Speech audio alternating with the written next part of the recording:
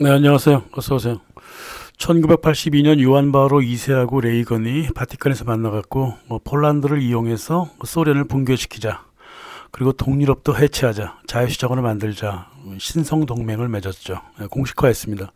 교황이 이미 유럽을 들쑤시고 다녔기 때문에 이제 대중한테 자기들의 이제 플랜을 공개해도 됐었죠. 그러니까 유대 앵글로색슨 네트워크하고 서유럽 로스차일드 네트워크가 서로 이제 합쳐서 움직인다는 뜻이에요, 이게. 예. 그래서 레이건은 국무부뿐만 아니라 CIA 국장마저도 이제 주변을 모두 가톨릭 신자로 채웠습니다. CIA 국장이 윌리엄 케이스예요. 가톨릭 신자로 채우고 폴란드를 공식적으로 변혁의 중심지로 만들자고 했던 거죠. 도대체 왜 폴란드였을까? 폴란드가 독특한 나라죠. 1592년 프랑스 파리에서 이제 루브르 박물관 성 바르톨메 축일에 대학살이 벌어지죠. 그래서 구교도 하고 신교도 하고 이제 엄청난 전쟁이 벌어져요. 그러니까 이제 그 당시 그 폴란드 리투아니아 연방이 말이에요. 그 폴란드 리투아니아 연방은 지금의 우크라이나, 벨로루시, 리투아니아, 폴란드를 포함합니다. 그래서 그 사람들이 바로 1년 후에 1593년에 종교 자유의 선언을 하죠. 그러니까 유대인들이 쫙 몰려들어요. 그쪽으로. 폴란드 지방 쪽으로. 게다가 그로부터 이제 한 200년 지나서 1791년 러시아 예카테리나 황제가 말이에요. 이 지역으로 러시아 유대인 마저 모두 다 집중시켜 버립니다. 그래서 폴란드 리투아니아 공화국이요. 유대인 천지였어요. 그래서 그 당시 유대인 한 50% 가까이가 뜨개질하고 재봉사를 일하고 살았고요. 3분의 1 정도가 상인이었습니다. 그래서 상인도 그렇지만 오늘날 그 패션 디자이너나 재봉사 중에 유대인이 많은 게 바로 이 때문이에요. 그리고 이제 상인들, 상업을 하던 사람 유대인들은 19세기가 다가오니까 서유럽의 산업이 발전하거든요. 자꾸 서쪽으로 옮겨갔다고요. 서쪽으로 진짜 폴란드 지방으로 옮겨간 거예요. 그래서 리투아니아라든가 우크라이나 또 어디야 벨라루스 이런 데는요 주로 아티잔들이 많아요. 그러니까 자영업이라든가 이런 유대인들이 많고요.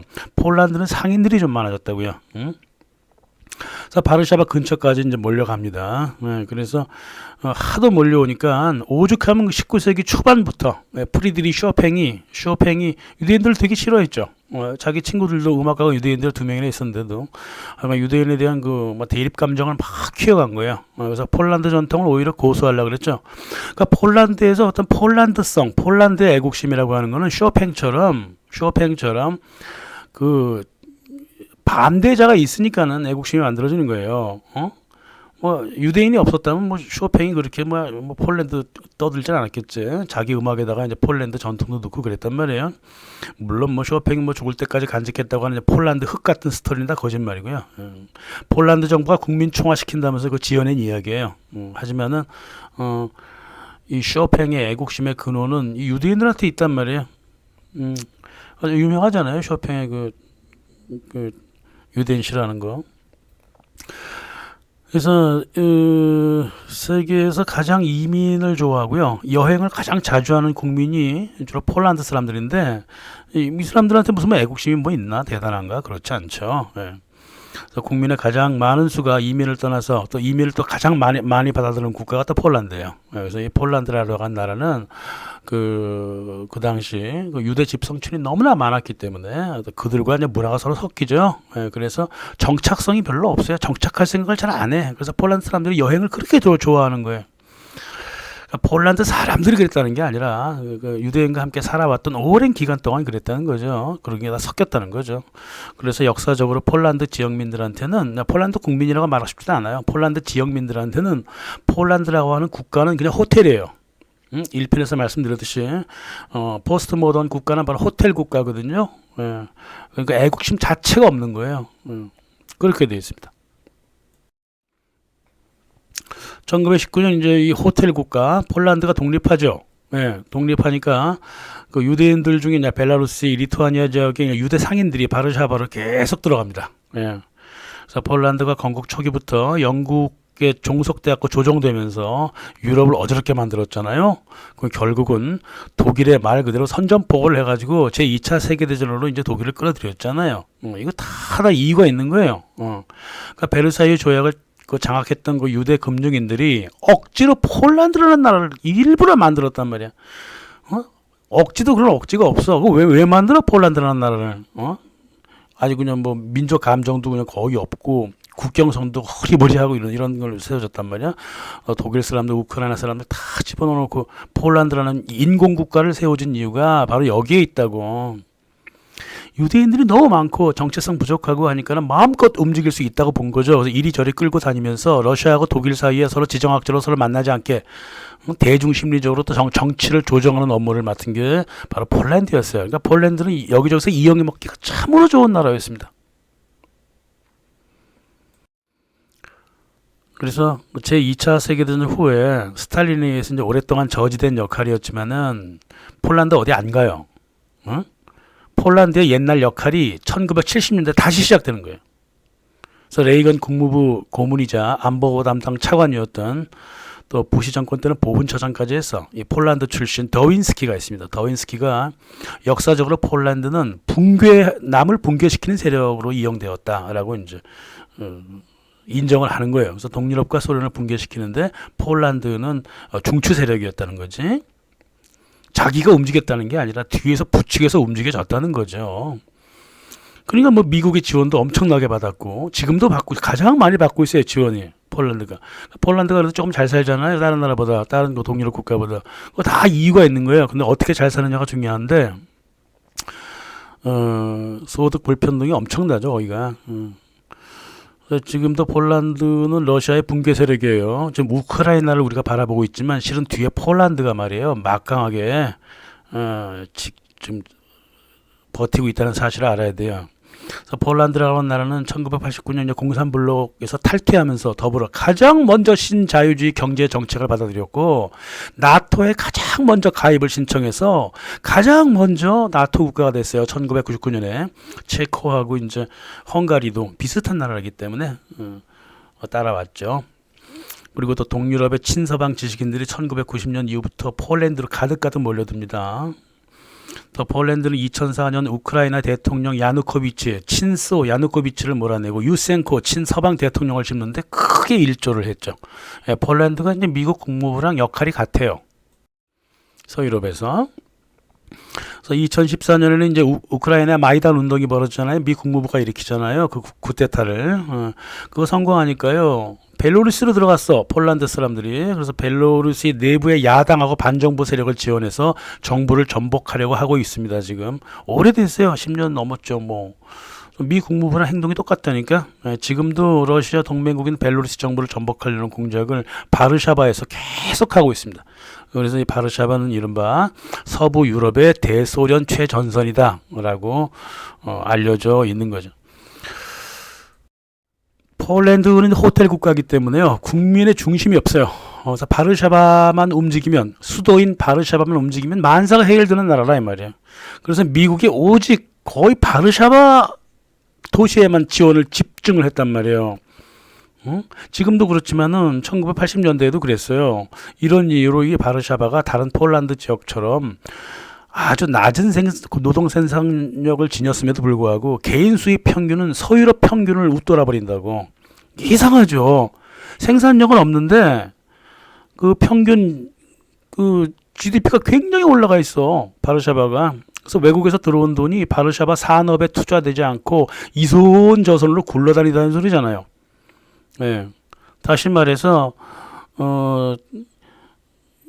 평균 소득은 되게 높은데 노동 생산력은 되게 낮다. 이 뜻은 불로소득이 그만큼 많다는 소리고요. 네?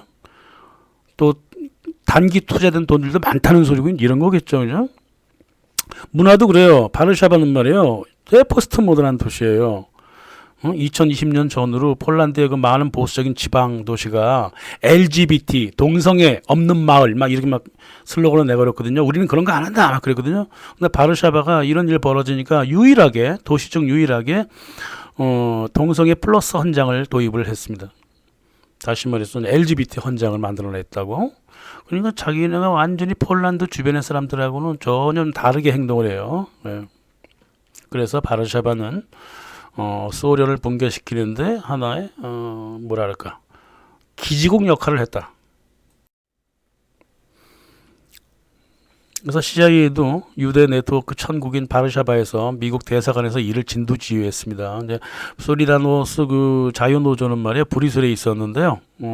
그쪽하고 같이 연관해가지고요. 첫째 바티칸 대표가 와 있었고요. CIA 대표가 와 있었고 미국 노조 대표가 와 있었고 그리고 이미 네오콘의 세계화 도구가 되어버린 사회주의 인터내셔널 대표도 와 있었습니다. 사회주의 인터내셔널은 더 이상 마르크스니 뭔 이런 거 아니에요. 얘네가 바로 세계화주의자입니다. 사회주의 인터내셔널 대표. 저도 한때 들어가서 한번 교류한 적이 있어요. 죄다 세계화주의자들. 또 민간 CIA라고 불리는 NED 대표가 모여갖고 필요사항을 정리하고 일을 진행시켰단 말이에요. 이 사람들이 모두 모여갖고 팩스, 전화, 인쇄기, 비디오, 카메라, 타자기, 복사기, 컴퓨터한테 모두 자유노조한테 운반시켜줬고 또 400개 이상의 지하 전기 간행물을 만들어줬어요. 왜냐하면 자유노조가 불법화됐거든요.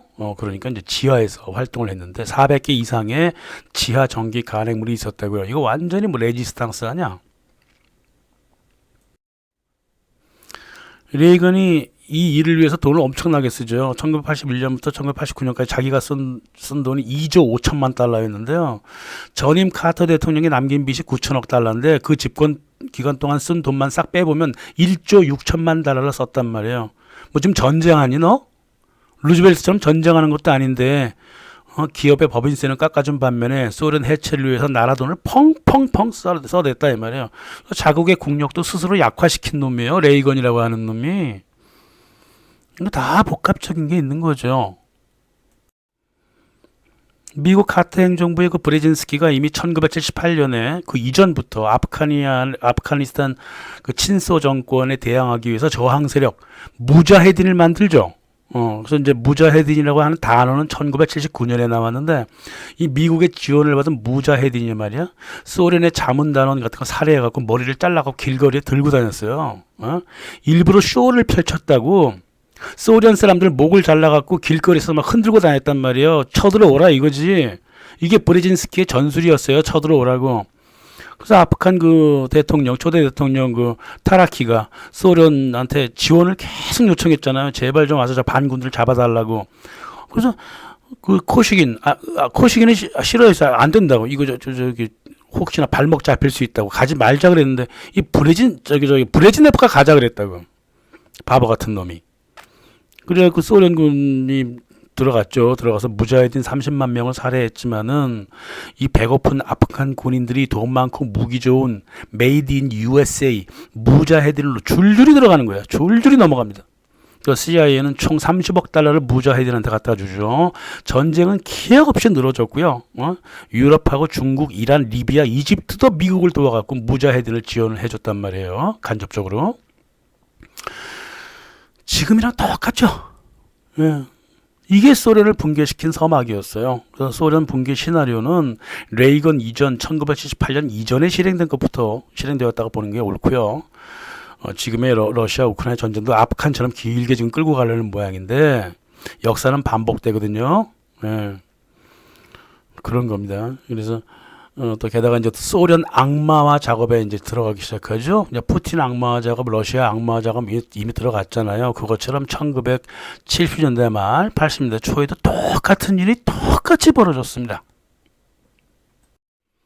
소련 악마화 작업은 말이야 극동에서 소스가 오게 돼요. 1970년대 미국이 말이에요. 소련의 레이더 방공망을 점검하기 위해서 계속 찔러봤어. 동북아시아의 그 사할린 주변에 가가지고 소련 영공에다가 무수히 첩보 비행기를 띄웠었고, 하도 그러다 보니까 북한이 쏴버렸어. 1969년에 북한 비행기가 미군 정찰기를 쏴버렸다고요. 아무 말 못하지 뭐 누가 남의 나라 그 안으로 들어오래? 그래서 북한이 이렇게 쏴주는 바람에 이제 그때부터는 이제 공해상으로 조금 좀 떨어졌죠. 예. 1978년 4월 20일 파리발 칼기 902 비행기가 북극 항로를 크게 벗어나고 있었다고.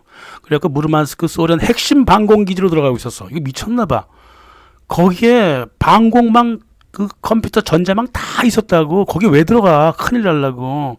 그리고 기장이 좀 이상하다 싶어갖고 나토 기지한테 교신을 냈어요. 지금 우리가 제대로 가고 있느냐 물어봤더니 노선을 그대로 유지하세요 그랬습니다. 이 새끼들 미친놈들이라고. 이게 다 알고 있었어요. 나토 코드가 다 잘못 들어가고 있다는 거, 소련 쪽으로 가고 있다는 걸 알고 있었다고. 나토가 그 비행기를 사지로 내몰아 버린 거지 뭐. 게다가 칼기가 또 소련기하고 또 교신인데 교신도 먹통이야. 서로 간에 또 코드가 틀려갖고 이런 일이 벌어졌단 말입니다. 그리고 소련군이 이제 몇 차례 하다가 비행기를 격추해라, 안 되겠다, 저거 정찰기다, 격추해라 그랬는데 미국이 전투기 비행사 이제 알렉산드르 보소프가 비행기를 타고 옆에 쭉 가니까 이거 저 사진 찍어놓은 것도 있거든요. 그 비행기 저기 미국이 날아가는 거 딱 봤더니 이거 민항기란 말이야. 그래갖고 격추 안 했어요. 명령을 거부해버렸다고. 격추 명령을 거부해서 이거 민항기인 것 같은데 격추 못하겠습니다 그랬습니다.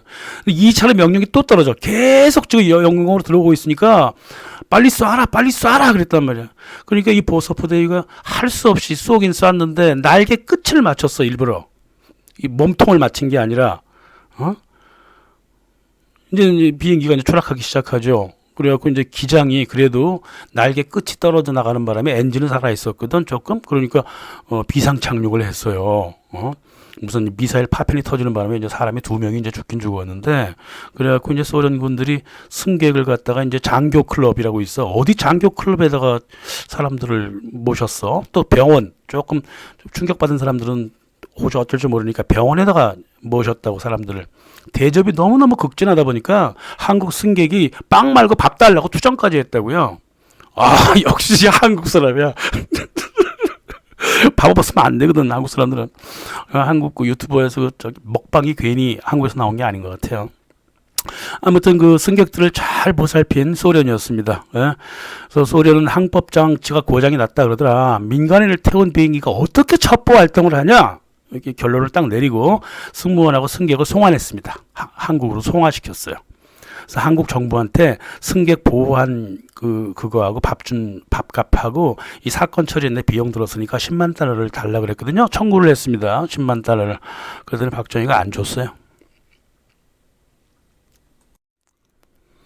근데 이게 우연의 일치라고 보기에는 바보 같은 게 1978년에도 그랬지만은 1983년에도 대한항공이 같은 실수를 똑같은 방식으로 저질러요. 한 번은 유럽 항공망, 한 번은 극동 항공망.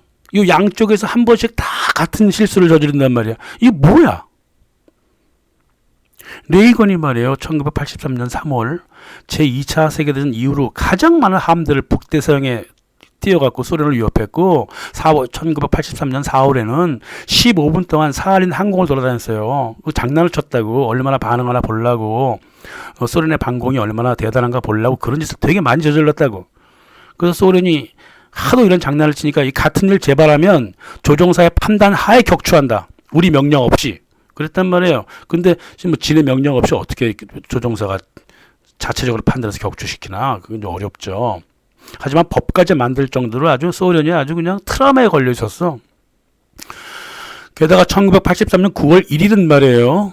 소련이 동해 북쪽에 ICBM 발사 준비를 하고 있었어. 장거리 미사일을, 중장거리 미사일 발사 준비를 하고 있었다고요. 그러니까 미국이 그냥 정찰기를 다 보내기 시작했지. 공해상을 막 떠돌면서 주도 면밀하게 이 발사 어떻게 되나 실험 감시하고 있었다고. 이 위험천만한 장소에 또 이 위험천만한 시간에 대한항공 비행기가 또 들어온단 말이야. 이 항공망의 긴장망이 극히 높아 있었어요. 지금 미사일 발사 실험 중인데 비행기가 자기 항공으로 들어온다고. 그래서 앵커리지를 떠났던 건 남한의 그 칼기 007기가 경로를 크게 이탈했어. 그것도 350km나 이탈해버렸다고. 그래서 캄차카 반도로 들어와 버렸잖아요. 이게 서울이 아니라 시베리아로 가고 있었다고. 군기지가 있는 캄차카 반도로 들어왔으니 들어왔다가 또 사할린 남부로 다시 내려갔어. 몇 군데를 점검하려고 그랬던 거야. 이거 누가 봐도 이거 첩보 업무 아니냐 이제 이렇게 판단을 하는 거죠. 그러니까 미국 정찰기들은 자기 주파수가 노출된다는 이유로 칼기가 분명히 이상한 항로로 가고 있는데도 항로 이탈 신호도 안 보냈어요. 일부러 안 보낸 거야. 1978년 그 나토가 그대로 항로 유지하라 그랬던 것처럼 위험 신호를 안 보낸 거예요. 소련 요격기 미그가 몇 차례 통신을 시도했지만 칼기는 응답이 없었어. 서로 아마 코드가 틀렸을 거예요. 이것도 1978년 때랑 똑같아. 근데 미국이가 다가갔어요. 칼기 옆으로. 그랬더니 기체를 올려갖고 상승하는 거야. 비행기 기체 올리는 거는 공격 신호잖아요. 이거. 에?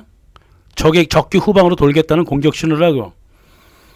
근데 이제 이 미국이가 이제 민항기로 위장한 미국 정찰기구나 이렇게 판단하고 미사일을 2방울 쏴버려갖고 하나가 엔진에 맞아버렸어. 사할린 남쪽 바다로 추락했죠. 그래서 269명의 승격이 수장이 됐는데 이 모든 내용이 미국 첩보 시스템에 내용이 잡혀 있었어요. 그리고 비행기도 좀 이상한 게 항법 장치가 어째서 앵커리지하고 서울 구간에만 스위치를 올리지 않았는지. 항법 장치는 딴 데는 하다가 요 기간에만 안 했거든. 동일 항로를 88번이나 운행했답니다. 이 칼기 기장이. 근데 지리적인 차이도 식별 못했나? 또 소련 그 비행사는 베테랑이라서 요격 비행을 1000번이나 나갔대요. 근데도 왜 칼기랑 또 교신을 못했는지 이건 의문투성이야. 의문투성. 저 인터넷 찾아보세요. 인터넷 찾아보시면 의문투성입니다. 아무튼 간에 이랬든 저랬든 간에 미국은 선전선동에는 크게 성공을 했어요. 소련을 완전히 악의 축으로 만들어버린 거죠. 그래갖고 이제 나중에 한 기자가 그랬어요. 저기 러시아 기자가 소련이 가장 궁지에 몰렸던 파괴적인 미국의 선전선동을 당했다. 이 사건을 통해서. 그리고 미국의 안보국도 이게 제2차 냉전의 최고봉이었다. 이 칼기 사건이 이렇게 적어놨습니다. 어째 이렇게 한국을 이용해 먹나? 누가 이용을 했든 간에. 1999년에 미국 안보국 이거 대한항공 요격 보고서를 발표했는데요. 발표가 아니라 비밀 그 문서를 해제했는데 해제한 내용 자체가 삭제가 돼 있어. 이거 왜 삭제했을까? 아니 소련이 격추하고 다 일 끝난 거 아니야. 모두 다 끝난 거 아니야. 응? 이 요격을 소련의 책임으로 돌렸고 그 요격 사실도 인정을 받았기 때문에 유엔에서 이미 미국의 이 보고서 내용을 갖다가 무더기로 지울 이유가 전혀 없거든. 근데 비밀 해제가 됐다 하면서 왜 무더기로 지운 거를 해제 상태로 놔뒀냐고. 뭐 캥기는 게 있으니까 저렇게 지웠을 거 아니냔 말이에요. 많은 사람들이 추후에 이 사건을 조사 연구했거든. 너무나 의문이 많아갖고 아주 기자들도 아주 호기심이 있어갖고 그냥 뭐 기자들이 막 책을 막 내고 그랬어. 근데 이 의혹이 지금까지도 안 풀리고 있다. 응? 이건 명확한 사실은 그 칼기가 들어왔을 때 미 정찰기가 뒤를 따라다니고 있었고, 예? 그리고 2번 이상이나 군의 그 전파 탐지 기지가 가득한 소련 영공으로 들어갔다는 사실. 그래서 소련의 탐지기가 모두 켰어. 그러니까 이 소련의 전파 탐지기가 어디에 위치했는지 미국한테 다 정보를 넘겨줘 버린 거죠. 이거는 확실한 사실이에요. 일이 어떻게 벌어졌는가는 말 안 한다고 치더라도, 모른다고 치더라도 결과적으로 소련의 그 전파 탐지기의 위치를 모두 다 알려줬단 말이에요. 아무튼 미국은 민항기를 격추했다 그러면서 소련을 실존하는 악의 제국으로 만들어버렸습니다. 막 인도적 범죄를 저질렀다, 뭐 소련의 팽창야욕 막 이러면서 막 마구마구 미국 사회를 흔들어댔고 또 유엔도 들고 일어나갖고 소련을 비난했습니다. 그래서 전 세계가 다 소련을 비난을 했죠. 그래서 ABC 방송에서는 미국이 핵 공격을 받는다는 그 TV 영화 더 데이 애프터를 만들어갖고 시청자들을 모았습니다. 미국 교육위원회는 이 영화를 중고등학교에서 강제로 시청하게 만들었어요. 이 한국 정부도 적극적으로 홍보해줬고요. 또 같은 해에 또 한국 정부는 버마에서 아웅산 현충원 폭발 사건이 벌어지잖아. 이것도 또 같이 더불어 또 효과를 냈어요. 이제 북한한테 이제 효과를 넘겨줘 버린 거지. 그래서 북한을 악의 축으로 만들어 버리고 아울러 그 동맹국인 소련도 악의 축이다 그 말이죠. 이건 아웅산 사건에 대해서 제가 좀 할 말이 좀 있어요. 근데 입을 꼭 다물겠습니다. 절대 댓글로도 물어보지 마세요. 레이건이 그 대한항공 사건으로부터 몇 달 동안 의회를 거의 무력화시켰습니다. 그래서 군국 무장에 박차를 가하는 척 막 했어요. 그래갖고 1984년 8월 11일 날 소련을 5분 이내에 타격할 수 있는 법안에 서명했다 그러면서 제3차 세계대전 제스처를 막 취했습니다. 미국의 각종 미디어가 난리가 났고요. 이게 소련과의 긴장도를 높이려고 하는 냉전 왜곡이었다고요. 그리고 소련으로 하여금 그 군사비를 계속 쓰게 만든 제스처였어요. 미국 군사비 안 썼습니다.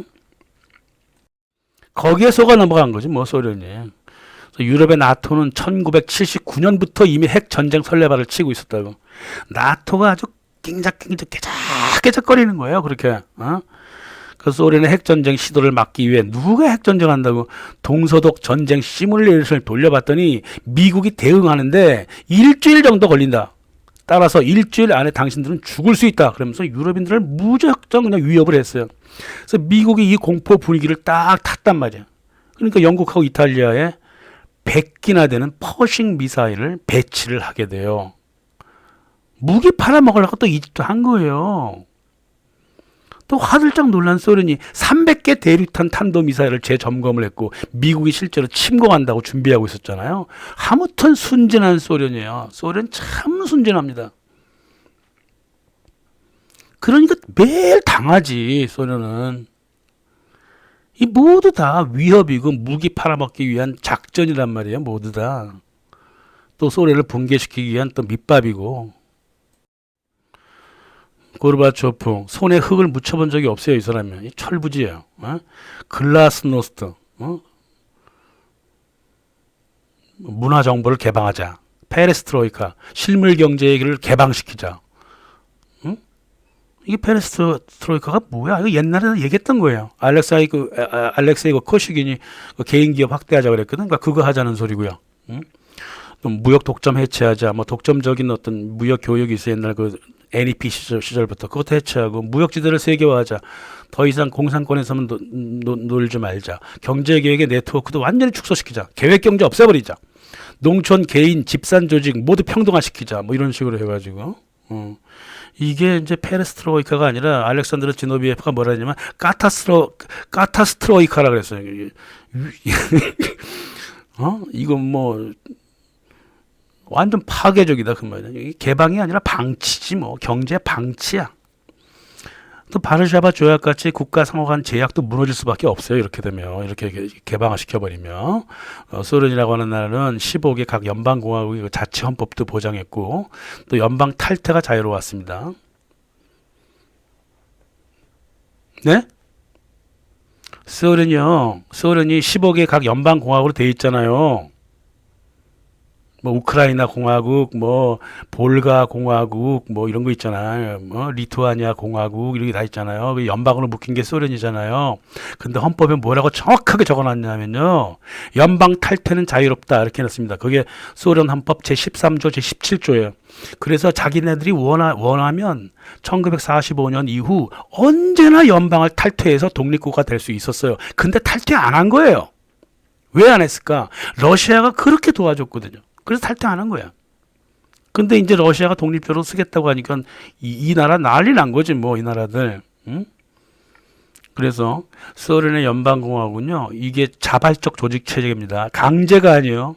예, 강제가 아닙니다. 미국은 강제잖아요. 그러나 소련은 강제 체제가 아니었고요. 상호 호외에 근간한 느슨한 연방 조직이에요. 이 연방 조직에다가 자유를 개방을 다 해놓고 나 뿔뿔이 살아라 그랬단 말이야. 다 흩어지라 그랬어요. 응? 이 서구라고 하는 허벌판에 경제라고 하면은 자본주의 경제를 전혀 알지 못하는 그 각 연방공화국을 던져버린 거지 뭐. 고르바초프가. 하여간 영국하고 미국은 말이에요. 사람 하나 제대로 만난 거예요. 사람 하나 제대로 만나갖고 일 제대로 지금 하고 있는 거예요. 이제 바르샤바 조약기구가 제일 지금 마지막 제거할 기관으로 남아 있어요. 바르샤바 조약기구 사령관들이요 좀 보수적인 측면이 있어갖고 페레스트로이카 같은 거는 진짜 패버리려고 그랬다고. 미친 소리 하지 말라 그랬어요. 바르샤바 조약기구 사람들이. 근데 이상한 일들이 벌어져요. 바르샤바 조약기구의 소련 국방부 장관 우스티노프가 84년에 이상하게 죽어요. 그리고 군수산업 강국 체코슬로바키아의 추르 국방부 장관도 85년 1월 달에 바로 죽어버립니다. 또 막강한 독일군의 동독의 호프만 사령관, 바르샤바 조약기구 사령관이 12월 달에 죽어버리고요. 12월 2일 날. 또 게릴라전의 달인 헝가리의 그 올라 장관도 12월 15일 날 핵심 국방장관들이 줄줄이 사망한단 말이에요. 뭐 70세 넘었으면 뭐 적당히 죽었어도 되는데 65세밖에 안 되는 사령관, 59세밖에 안 되는 사령관이 신부전증으로 죽어. 4명 모두 다 그 사망 원인이 신부전이에요. 신부전. 게다가 이 모두 공산 보수파였어요. 페레스트로이카를 계속 비판했던 사람들이에요.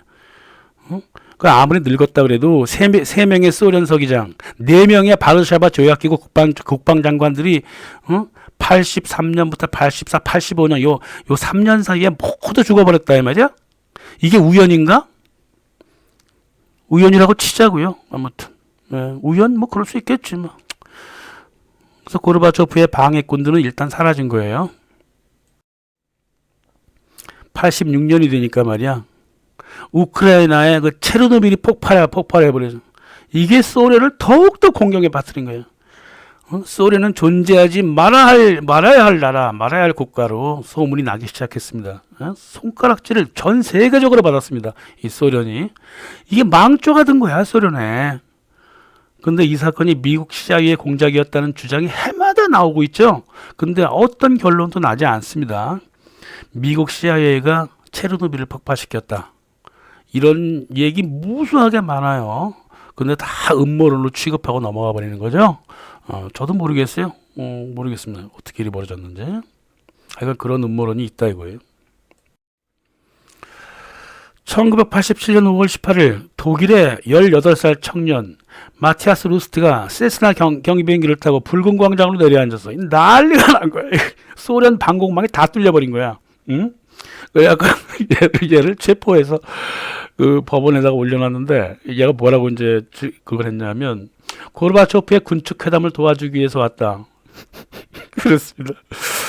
아이고야 참 맞는 소리예요. 맞는 말이었습니다. 고르바초프 군축 회담을 어떻게 줬냐면 고르바초프한테 반대했던 소콜로프 국방부 장관하고 알렉산더 코드노프 공군 참모총장 모두 고르바초프 페레스코에 반대했거든요. 근데 항공망 뚫렸다고 거기 책임을 지라 그러면서 잘라버립니다. 아이고 그랬습니다. 아무튼 그래서 그 군에 자기를 반대하는 사람들을 다 없애거나 제거하거나 묶어놓고 같은 해 12월 7일 레이건과 함께 준비 중이던 중거리 미사일 폐기 협정에 들어가는데 소련은 1752개 미사일 해체했고요. 미국은 869개만 구형 거만 다 해체했습니다. 항상 손해만 보고 살았어요. 이렇게. 미국은 뭐 석유 가격을 이미 1980년대 말부터 81년부터 폭락을 시켰죠. 그래서 그 효과가 1987년에 크게 나타나요. 큰일 난 거지 뭐 소련. 석유하고 가스 수출로 벌어먹던 소련한테 이제 엄청난 큰 타격이 온 거예요. 뭐 이 전략은 전에 말씀드렸으니까 그렇다고 치고 실상 말이에요. 후르시초프 시절부터 그 소련 석유의 그 유통과 판매 정략이 엉터리였다고. 서구와 그 중동 석유랑 서로 경쟁하겠다고 낮은 가격을 낮췄어. 그래갖고 소련의 석유 가격도 낮게 조정을 하고 있는데 그걸 더 낮춰놨으니 뭐 어쩌란 말이야 이게. 석유 파동 때 잠깐 올라갔다가 더 낮춰놨다고. 이러질 말았어야 합니다. 석유 가격을 높게 유지를 시켜줘야 석유를 생산하는 공산권 국가였잖아요. 이집트, 이라크, 리비아, 이란 이 나라의 국력이 높아진다고. 그러면 미국의 중동 영향력도 줄일 수 있었거든요. 제가 외무부 장관이면 난 그렇게 했겠어요. 응? 석유 가격을 높게 유지를 해갖고 동맹국을 끌어들여갖고 거기다가 다른 물건을 팔겠다고. 소련 정부는 그런 정치를 할지 몰랐어요. 응? 루블도 달러에 연동시키고 석유도 중동하고 텍사스 석유하고 서로 짝을 맞춰서 경쟁을 하려고 그랬기 때문에 이 낮은 석유 가격 때문에 중동하고 북아프리카 친소 정권의 그 석유 뽑아내는 나라 공산권 국가의 힘을 소련 스스로 약하게 만들었으니까 소련이 잘못될 때 이 나라가 소련을 도와줄 수가 없었어요. 그런 겁니다. 참으로 순진했던 소련이에요. 1980년대 공산당 간부들이 말이야, 게다가 이제 올리가리들이 수백억 달러의 경화, 금, 보석을 빼돌립니다. 이게 월가적으로 갔겠지, 그죠? 또 사라진 국고를 찾으려고 이제 혈안이 돼갖고 옐친이 1992년 뒤늦게 옐친이 이 사실을 알고 그 금, 은, 백금 뭐 이런 거 찾으려고 노력했는데 별로 못 찾았어. 200톤이나 날라갔고요. 경화 돈만 500억 달러가 바깥으로 나갔습니다. 소련이 결국 경제적인 혼란으로 빠져들었죠. 고르바초프는 이제 공산당 체제로 이제 돌아가려고 했는데 이미 때는 늦어버렸고, 뭐 그랬습니다. 주변에서 모두 다 변방 동유럽들이 독립을 외쳤고, 소련은 막을 명분도 없었고, 이렇게 소련 수뇌부가 순진했습니다. 그래서 수뇌부 내부에서 아프가니스탄 전쟁을 통해 갖고 무기하고 달러 유통시키면서 돈 많이 꽁치고 해외로 갖다 넘기고 또 석유 수출을 통해서 부를 축적해서 그 잘라서 지네가 먹었던 이 러시아의 올리가르이가 서서히 소련 정부로부터 독립화되어 가고 있었습니다. 얘네들이 결국은 나중에 뭡니까? 푸틴한테 탁 발목이 잡힌 거예요. 응? 물론 이제 석유 가격 자체가 붕괴의 원인은 아니에요. 붕괴하는 소련에 더 잘 붕괴되도록 불을 지핀 것뿐이에요. 내부에서도 이런 짓들을 해냈기 때문에 그런 거다 말이에요.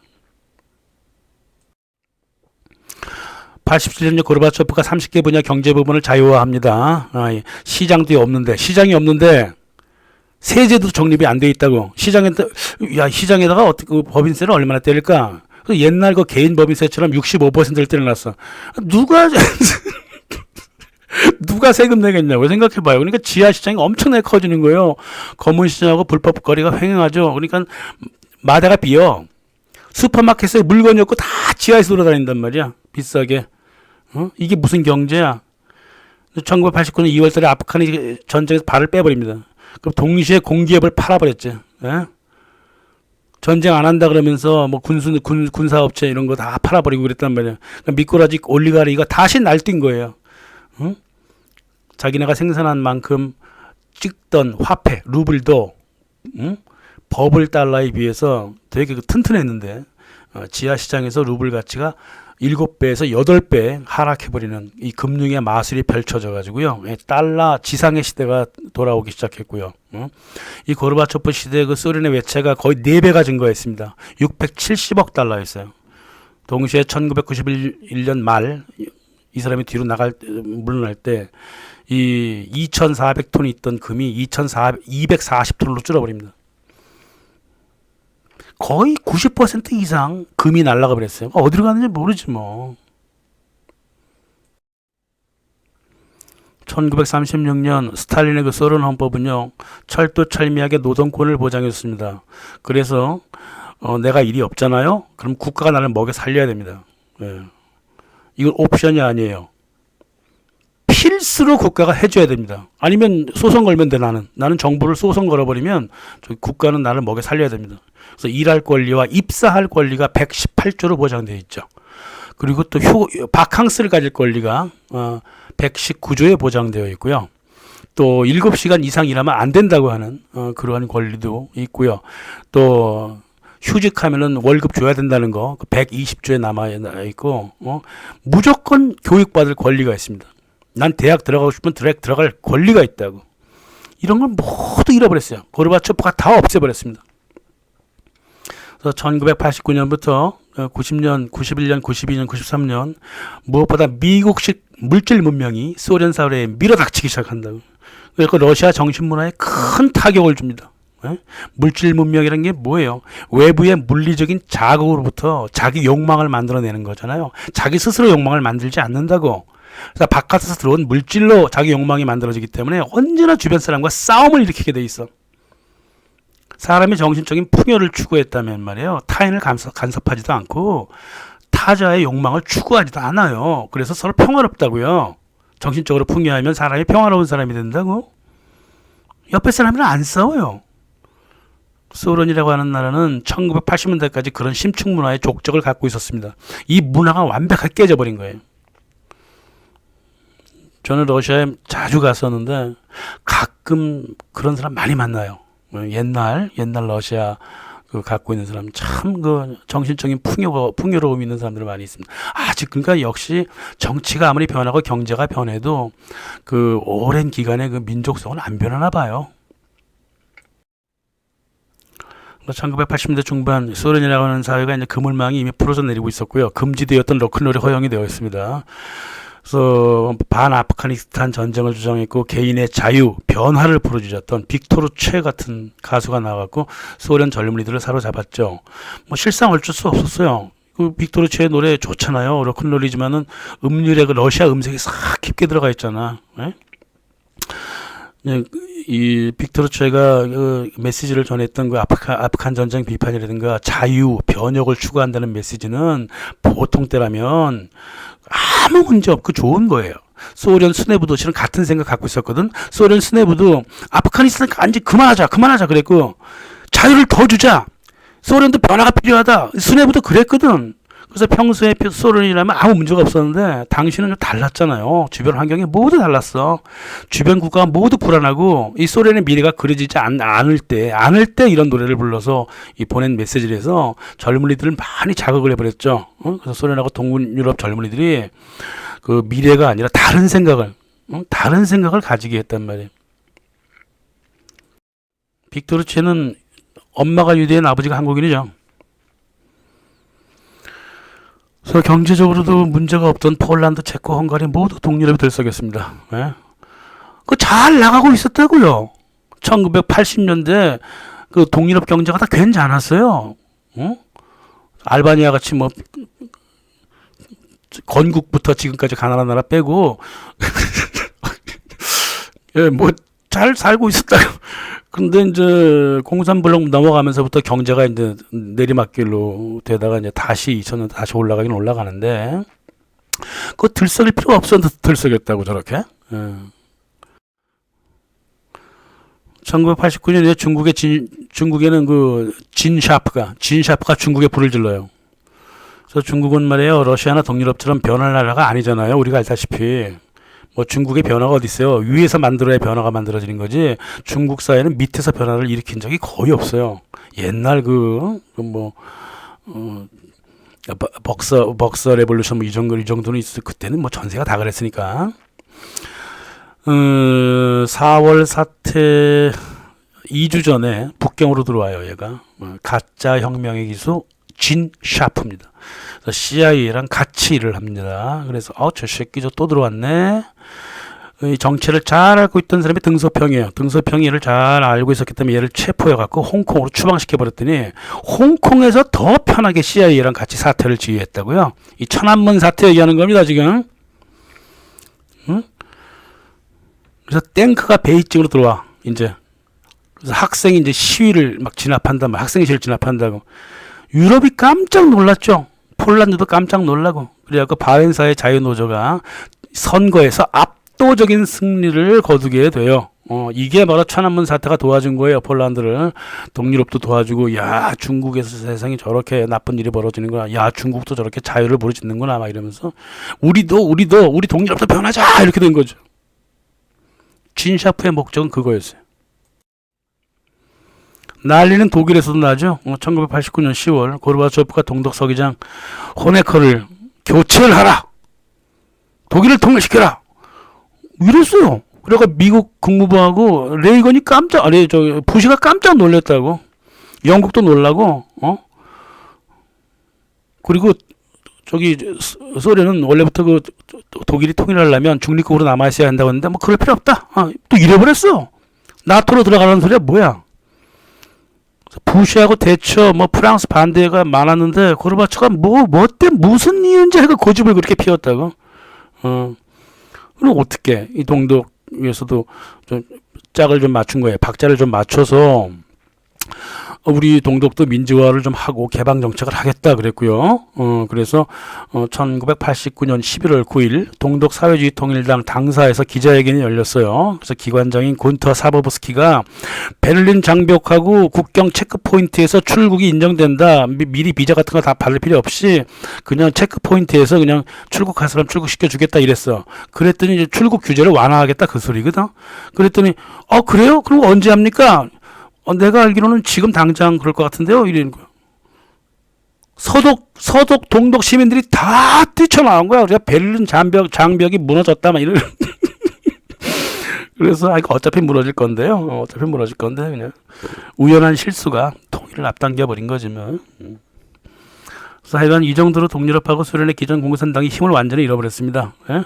고르바초프가 무슨 이유로 미국하고 영국의 반대에도 불구하고 독일 통일을 고집했는지 저는 몰라요. 왜 그랬는지 모릅니다. 뭐 자료가 있어야지 뭐 알지. 1990년 여름까지 동유럽의 모든 이전의 공산 정권이 중도 정권이라 이쪽으로 다 바꿔져 버립니다. 루마니아 같은 경우가 좀 빨리 됐는데요. 루마니아가 좋은 시절을 이끌었던 니콜라이 차우세스크 있잖아요. 이 사람 시절이 잘 살았어요. 루마니아가. 이 사람이 서방의 빚에 허덕이던 그 루마니아 경제를 안정적으로 되돌려 놓았거든요. 빚도 다 갚았어요. 처음에 빚을 좀 지었다가 빚을 많이 갚고 있었다고. 그래서 다시 경제를 일으키면 돼요. 그래서 개혁이란 게 필요가 없었다고. 그 스스로가 개혁이었기 때문에. 빚을 갚는 게 개혁이에요. 근데 동유럽 주변 분위기는 달랐죠. 이게 오밀조밀 나라가 붙어 있다 보니까 유럽에서 불이 한번 나면 옆에 나라로 자꾸 퍼진다고. 그래서 1989년 겨울에 그 루마니아 군중이 정부한테 긴축정적인 이제 긴축 돈 좀 덜 쓰라 그러니까 이제 저축해라 돈 쓰지 마라 이렇게 이제 불만을 좀 가졌지만은 경찰이 총을 쏠 분위기는 전혀 아니었어요. 그냥 평화 시위였다고. 근데 어디선가 총알이 날라왔어. 시위가 격화됐죠. 그랬던 거예요. 이거 엄청나게 기획된 거거든요, 이게. 그래서 이 루마니아만 유일하게 대통령이 이렇게 살해를 당했는데 이 차우셰스쿠 같은 경우는 동유럽 국가 중에 서방의 진 빚을 갚으려고 가진 노력을 다했습니다. 그러다가 긴축 정책을 쓰다 보니까 국민들한테 민심을 잃었고 또 그 빚을 모두 갚았다는 것이 로스차일드 은행의 심기를 건드렸단 말이에요. 그 당시 뭐 차우세스크 뭐 독재전이나 뭐 다 그랬잖아요. 지금 루마니아 이 사람의 인기가 뭐야? 65%잖아. 그런 겁니다.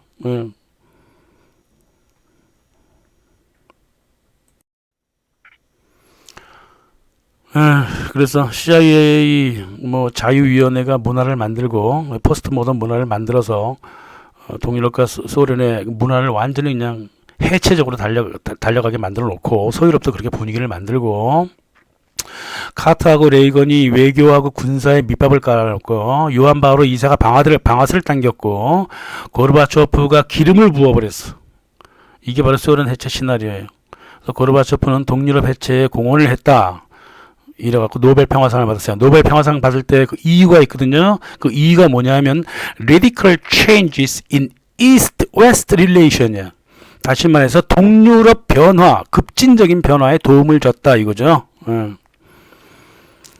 그래서 노벨 평화상 받은 다음에 미국의 부시 정권이요 한번 찔러봅니다. 진짜 얘 소련 죽었나 안 죽었나 보는 거야. 그래서 1991년 이라크를 침략합니다. 그때 침략할 게 아니었거든. 근데 침략을 했어. 그랬더니 이 동맹국인 이라크를 위해서 러시아가 전혀 움직이지 않네. 소련도 죽었고 러시아도 죽었구나. 이 사망 테스트야. 그래서 오히려 러시아는 미국 편을 들었잖아요. 이라크 편을 안 들어줬어요. 그러니까 완전히 끝났다고 본 거지 뭐. 이제 완전히 사태 해결은 모두 됐구나 이렇게 본 겁니다.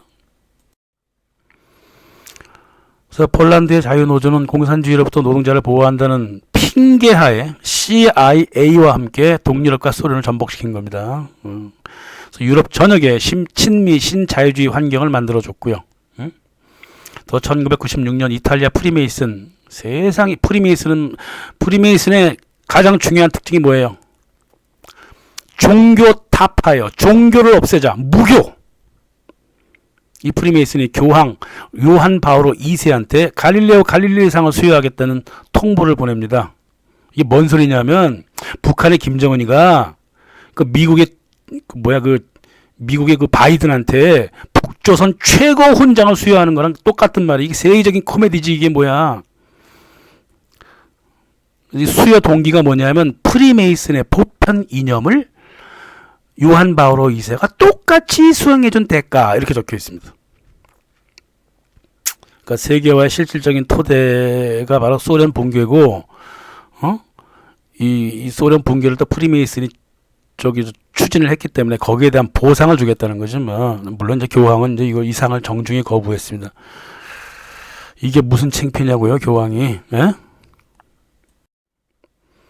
1990년 고르바초프가 독일 통일을 이제 고집스럽게 주장을 하다가 그래서 마지막에 소련 채점 지키려고 그랬나 봐. 그래서 미국과 영국의 플랜에 제동을 좀 걸었어요. 그래서 유대 앵글로색슨 집단이 서서히 옐친한테 힘을 주려고 합니다. 그래서 소련을 완전히 해체하는 정치적인 도구로 옐친을 이용해 먹고 고르바초프를 팽시키기 시작하죠. 그래서 그 당시 고르바초프가 소련 대통령, 옐친이 러시아 대통령이잖아요. 그래서 러시아를 소련으로부터 독립시켜가지고 소련의 힘을 우르르 무너뜨리게 되는 거죠. 그죠? 게다가 이제 러시아의 옐친이 이용하기가 참 좋은 사람이야, 이 사람이. 사람이 참 좋은 사람이라서 이리저리 움직일 수 있었다 생각했단 말이에요. 그래서 벨라루스하고 우크라이나 지원을 받아가고 공산당도 파괴시켜버리고, 그랬습니다. 그 옐친이 적극적으로 소련의 자산 이런 걸 다 서방에 넘겨주게 되죠. 칼끝은 1989년 중국에서 시작은 또 중국으로도 향하는데, 고르바초프가 1989년 3월달에 중국을 방문하죠. 그 다음에 바로 천안문 사태가 터져버립니다. 그래서 CIA가 말이에요. 이미 천안문 사태 수개월 전에 대학생들 그 학생실에 타자기 팩스 그런 걸 모두 지원을 했습니다. 자유노조, 폴란드 자유노조 지원하듯이 똑같이 지원했어. 그래서 대사가 바뀌죠. 주한 미국 대사였던 CIA 고위 요원 제임스 릴리가 중국 대사를 발령을 받아요. 1989년. 그러면서부터 천안문 사태가 이미 예견된 거예요. 그래서 홍콩에서는 CIA가 움직였습니다. 그래서 진 샤프랑 같이 움직였어요. 진 샤프가 이끌고 있었던 재단이 알베르 아인슈타인 재단인데요. 이게 하버드, 록펠러가 돈을 줘서 만든 거라고, 이게 뛰어들었습니다. 그래서 미국의 사주를 받은 대만 정부도 뛰어들었어요. 시위대한테 100만 달러나 줬습니다. 시위 기구 먹거리를 지원을 했죠. 그리고 이제 류샤오보라고 하는 중국이 있어요. 중국 소설가인지 뭐 있어요. 2010년에 노벨상 받는데 얘를 워싱턴에서 북경으로 데려와갖고 시위대를 지휘토록 만듭니다. 돈 무지막지하게 받았는데요. 얘가 이제 이 시위 다 끝내고 나서 2003년부터 2007년까지 NED로부터 총 100만 달러를 받았습니다. 노벨상 받았습니다. 류샤오보. 수없이 많은 기자들이 현장의 모습을 전했습니다. 시위에 참가한 대학의 학생회 간부들 다 봤다고. 근데 그 당시에 다 파시스트라고 불렀어요. 학생회 간부들을. 그렇게 비민주적이고 권위적일 수가 없었다 그러죠. 저도 알아요. 저도 1989년 천안문 사태 일으키고 나서 그 일본으로 도망쳐온 대학생들 간부들을 좀 만났거든요. 89년에. 일본에 잠시 제가 가 있었어요. 얘네를 만났거든요. 인간적으로 인간이 아니더라고요, 얘네들. 일본 정부가 갖다 주는 돈을 받아갖고 망명중에 궁중요리 처먹고 다니고, 나한테 카시미르 옷을 팔라 그랬단 말이에요. 장사에서 장사. 돈의 사족을 못 썼어요. 학생의 간부라고 하는 새끼들이, 이 천안문에서 일으켰다고 하는 놈들이. 이 중국에서 말이야, 이게 모택동의 자가혁명이 아니라면, 이게 자발적으로 학생운동이 벌어진다는 게 상상하기 어려워요. 이 천안문도 말이에요. 이 퇴폐한 대학의 학생회하고 이 중국인들이 그 이기적인 열정을 갖고 놀기는 쉬웠지 뭐. 그럼 동유럽이 좀 전복될 거라고는 CIA든 누구든 추워도 생각하지 않았을 거예요. 차라리 그래서 이 조지 소로스가 펀드 포 리폼 앤 오프닝 업 차이나 이걸 돈을 갖다 줬거든요. 자유주의자 자오지앙 같은 사람, 중국 당 총석이 이런 사람들한테 돈을 줘서 위로부터 변화를 일으키려고 생각하고 있었다고. 중국은 위에서 잡아줘야 한다는 사실을 소로스가 잘 알고 있었어요. 중국에서는 밑으로부터 변하기는 거의 불가능하다는 거예요. ABC 뉴스 그거 천안문 사태 보면서 저거 메이드 인 USA네요. 이렇게 된 거예요. 천안문 사태 정점을 알려진 사건이 하나 있죠. 탱크 앞에 자기 몸을 던지고 있어. 이거 유명한 사진작가 제프 미드너가 찍어서 퓰리처상 후보에 올랐거든요. 근데 후보에 올랐다가 아마 못 받았을 거예요. 이게 이제 그 작가 그 스튜어트 프랭클린도 이 사진을 찍었는데 이게 이 찍은 사진이 말이에요. 학생 시위대가 데모를 벌이던 6월 4일이 아니라 데모가 다 끝나고 집에 다 돌아가고 그래갖고 이제 군대도 이제 탱크 갖고 온 군대도 귀대하는 6월 5일 날 천안문에서 찍은 거야. 응? 천안문을 떠나고 본대를 귀대하는 탱크 앞에서 별 생쇼를 벌였다 그 말이에요. 한 명을 시키고 연출시킨 거예요 이게. 네? 그리고 천안문 사태의 대다수가 다 연출이고 사망 사고자 증언도 다 거짓이라고 밝혀졌잖아요 나중에. 네? 2004년에 리광유 싱가포르 총리가 저 미국의 사주를 받은 주제에 정말 지랄 육갑을 하고 있다 그랬단 말이에요. 어? 아무 가치 없는 천안문 사태에서 지금 아무도 천안문 얘기 안 합니다. 쪽팔리잖아. 다 연출된 건데. 뭘 자유야 자유가 중국에서. 1991년 12월 25일 크리스마스 때 소련이 해체합니다. 이게 완전히 기획된 거지만 동유럽 해체는 모두가 다 기획된 건 아니에요. 나중에 결과는 같았을지 몰라도 사건을 발생시키는 인자들이 서로 막 복잡하고 막 그랬습니다.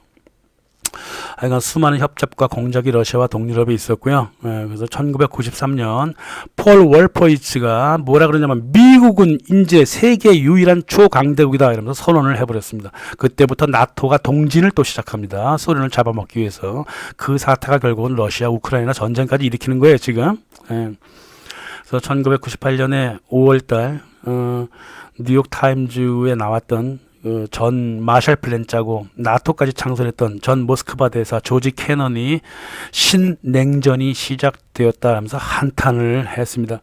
도대체 왜 러시아를 이렇게 대하느냐 이러면 안 된다. 조지 캐넌이 꼭 그렇게 얘기했습니다. 지금도 조심해야 돼요. 미국 행정부 국무부 조지 캐넌의 말을 들어야 된다고요.